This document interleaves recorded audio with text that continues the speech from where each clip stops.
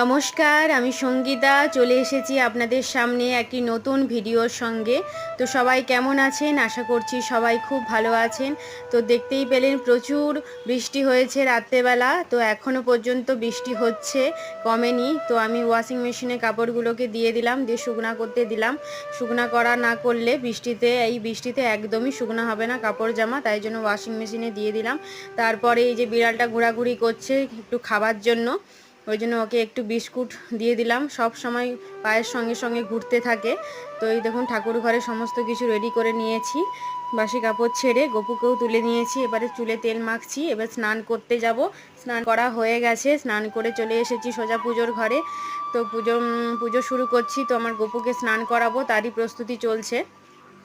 দেখুন চন্দন ঘুটে নিয়েছি। এবারে আমার গপুকে স্নানের জায়গায় নিয়ে এসে স্নান করিয়ে দিলাম। গপুকে স্নান করিয়ে রেডি করে দিলাম।